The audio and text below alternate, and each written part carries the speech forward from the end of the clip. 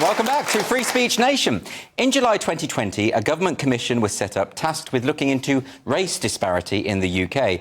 It was chaired by Lord Tony Sewell, a product of the Windrush generation who had spent a lifetime in business, charity and politics. His appointment was criticised by the Muslim Council of Britain, which argued that Lord Sewell was keen on downplaying race disparities. The report published in March 2021 concluded that while racism does exist in the UK was not institutionally racist. And Tony's new book, Black Success, has just been published, and I'm delighted to say he's here to tell us all about it. Welcome to the show. Thank you. Now, I suppose you could say the title of this book, Black Success, could relate to you. You are a success story. Perhaps you could tell us a bit about your background. Well, there is an irony in the title because, you know, black success, what is it? It's actually nothing to do with being black, actually. So, with everything else but that. But, I mean, my success, I suppose, has been driven by my mother, really, who was came over on that so-called Windrush sort of thing in the 1950s. She ends up in a factory doing sort of micro kind of things, or electronic things, in a small factory down the road. In that situation, there are 30. She works with 30 white men. Yeah, I feel sorry for the 30 white men, you know? Because I mean, I'm telling you, she was the don of our area, the Pen. And actually, in the high street, the meat person, the greengrocer better get everything in order, because when she's coming down that high street, they just was running like flies. So we never understood anything about this thing called white privilege. It was kind of like, what is this thing going on? Because we ran things, you know. Yeah. And that kind of Jamaican kind of, I suppose, self-confidence that seems to have just escaped this new generation, you know, kind of they brought that over with them. I mean, weirdly, people think this is controversial, what you're saying now, but there are a lot of people in society now who are told they will always be oppressed, they will always be downtrodden, not just black people, but certain sections of the community. But is that helpful? It's not helpful, and what I want to say is that this also can actually hit certain communities. I don't want to pick on Liverpool a lot, but that I will do. I mean, in a sense, you can get yourself in this sort of situation where everybody's against us, the whole world's against us, that kind of notion. And I think that that's tended to happen here. Absolutely. And when in fact the reality is something different. As numbers in that report tells you, it's going elsewhere. It's interesting that you mention your mother as well, because, of course, one of the things you do in the book so convincingly is talk about the family and how family is so important in certain communities, in black communities. Yeah. Can you talk a little bit about that? Well, I mean, in a sense, it can explain why there is a difference within... That's what we did in the report. We didn't want to lump everybody together as they have these acronyms called BAME and whatever, because we're not all the same. So, for example, the communities of Caribbean origin and Nigerian are really running different numbers at the moment and also in the past. I mean, and that explained a lot of the reasons why, in fact, in schools you could have a whole classroom of black children and the Nigerian children, who you wouldn't sort of know what the difference, I suppose, were doing much better than any other group, and then the Caribbean group were doing poorly. But then when you put the numbers on top, Caribbean was running nearly 65% single parents, whereas the Nigerians were running way under 30.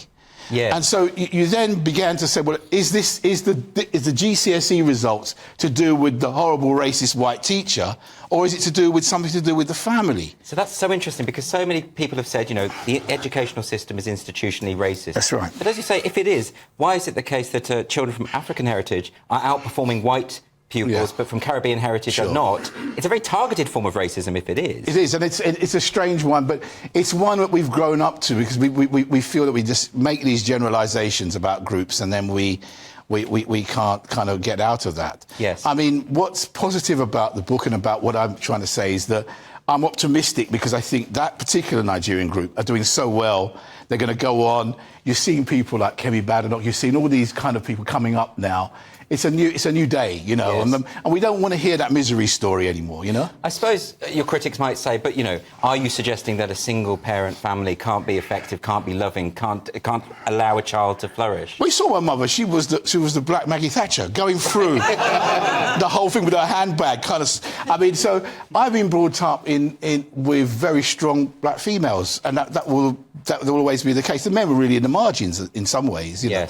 And so I don't really see that as the issue. What it does, it has policy implications, because if you don't recognise, for example, that a child is playing up in a situation. Often it's because the mum and dad or the partner is in the background and they're fighting over money and child support, things like that. And so you can't get to, because I knew that as a teacher, I used to go back and find out what were the real reasons why this boy was playing up. And you go back to the family, you actually uncover that. Not have mass unconscious bias training for the whole staff that tells people that whatever. That's a massive distraction from what is going on in terms of the family. And we don't really want to go there because we feel that it's sort of politically incorrect to kind of go back to the family. It blames the victim. And I think that's wrong. And you mentioned white privilege. As a concept, this is something that is obviously has developed in recent years. But is that a helpful way? I mean, you could say, well, it is true that in a predominantly white country, white people are unlikely to face racial discrimination. Therefore, they have a form of privilege. So why is that an unhelpful framework? In my life, I've never... Like, see, this is quite interesting. When you see a lot... So it doesn't happen all the time, but I think sometimes people feel that they have to say this. They have to go on, if they're successful, they have to say, how I overcome, because I overcome this white person who was in front of me. Well, I never had any person trying to trip me up or anything like that. I've never had that jeopardy. It's not that I didn't experience racism, but I've never had that jeopardy. So I think that, this whole idea of the idea that the privilege is stuck with you is difficult because the numbers don't show that. The numbers show a more complex story. And in fact, what I argue for is a different kind of way of almost looking at success. Could it be that what we need to do now, this would be really great, is to say to, particularly in London, where we have the great exam results, particularly for black children now, why don't we go and say, right, all you London kids and all you London teachers, go and help the white kids in Hartlepool, almost reverse missionaries. Go out there and help those poor white kids on the coastline who are not doing well. So it's a completely different framework of looking at yourself, not as some sort of victim, powerless, but you are the agency to help your own country. And this is the idea that Britain is owned by all of us. It's ours. It's not just little groups that have some privilege. Yes. And so that's how people should be seeing it now, that we should go out there and help other people. But then you see some critics saying, but, you know, black children, you shouldn't teach them about Mozart or Shakespeare because, you know, they can't relate to that individual, you know. Listen, let me tell you a story. I used to teach in Jamaica, and you know what the kids used to love? Chaucer's Wife of Bath. The reason why Jamaican kids loved it is that they related to Wife of Bath to dancehall situations in Jamaica. And so they could relate to her and all her antics and the sex and everything else. They could see it all around them, and they loved it. And they loved Macbeth. They loved all those stories. And we used to Jamaicanise them, and we used to make them so the witches would be like dancehall queens and things like that. Yeah, it'd be great. And so Shakespeare is in the curriculum in Jamaica. They never dare not take that off. Yes, you know, and it's kind of ironic, you know. There's a poet, Louise Bennett, who somebody cancelled. Somebody, a horrible white male was cancelled for somebody writing, and they put in Louise Bennett. Now, ironically, Louise Bennett loved Shakespeare, so they've cancelled somebody who the swap around has been wrong. Yeah. So, no, we love the classics. I mean, it's interesting because, you know, Shakespeare belongs to all of us. That's right. Yeah, that's right, yeah. And that's one of the great things about your book and about the work that you've done is that I think you're creating a really optimistic, positive message for young people. But why do you think that generates so much hostility, that you're changing the narrative? Because we've all been brought up in this sort of misery narrative that black people and black kids and whatever are down there in the bottom of the well, and ever for them the story will be a negative one. We can't give them a positive story. And also, I think it's even more positive in the sense that are they really, in a sense, a template for the answer for the whole country? So they're a positive template, yet nobody wants to talk to them about that.